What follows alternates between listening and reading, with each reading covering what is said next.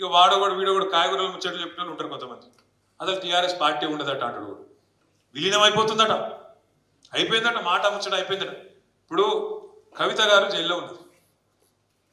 నేను అన్నాను, party working ప్రెసిడెంట్ను, మీదికెళ్ళి కవిత అన్నాను. మరి నేను పోయి ఢిల్లీలో లాయర్లను కలవద్దా, బెయిల్ ముచ్చట మాట్లాడద్దా, అవసరమైతే 4 రోజులు ఉండి ఏమవుతుందో విచారించొద్దా, అమ్మాయిని కలిసి ధైర్యం చెప్పొద్దా?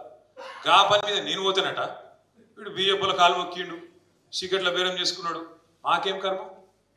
నిజంగా సీక్రెట్ల బేరాలు చేసుకుంటే ఇలా కరెక్ట్గా 150 రోజులు కవిత జైలు. కరెక్ట్గా మార్చి 15 నాడు అరెస్ట్ చేశారు. ఇలా 150 రోజులు.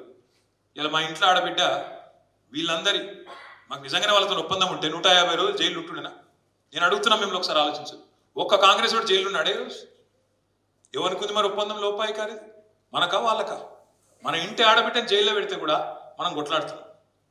ఒప్పందం లేదు, మను లేదు, విలీనం లేదు, ఏది లేదు. ప్రజల్లో లీనమై పనిచేద్దాం. ఇంకో 24 ఏళ్ళు నిండింది టీఆర్ఎస్.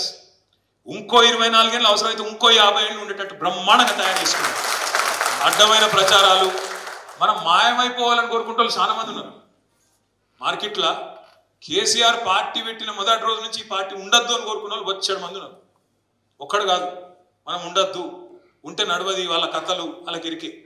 అట్లా కోరుకున్న వాళ్ళు, మనం పోవాలని కోరుకున్న వాళ్ళు, మన పార్టీ నాశనం కావాలని కోరుకున్న వాళ్ళు వాళ్ళు పోయిన తప్ప మనం మాత్రం మంచిగానే ఉన్నాం. 2 ఎలక్షన్లు తెలంగాణ వచ్చినాక మననే గెలిపించారు ప్రజలు. ప్రజలకు మనం రుణపడి ఉండాలి. 10 ఏళ్ళు మనకు అవకాశం ఇచ్చింది. వాళ్ళకు రుణపడి ఉండాలి, వాళ్ళ రుణం తీర్చుకోవాలి. రుణం తీర్చుకోవాలంటే తప్పకుండా ప్రతిపక్షంలో ఉన్న వాళ్ళకి సేవ చేస్తూనే ఉండాలి. ప్రజల తరపున కొట్లాడుతూనే ఉండాలి. కాంగ్రెస్ పార్టీ ఏవైతే హామీలు ఇచ్చిందో అమలు చేయకపోతే ఈ చింతపండు అవుతుంది అన్నట్టు బ్రహ్మాండంగా ప్రజల తరపున వాళ్ళని చైతన్యం చేసి నడిపిస్తూనే ఉండాలి.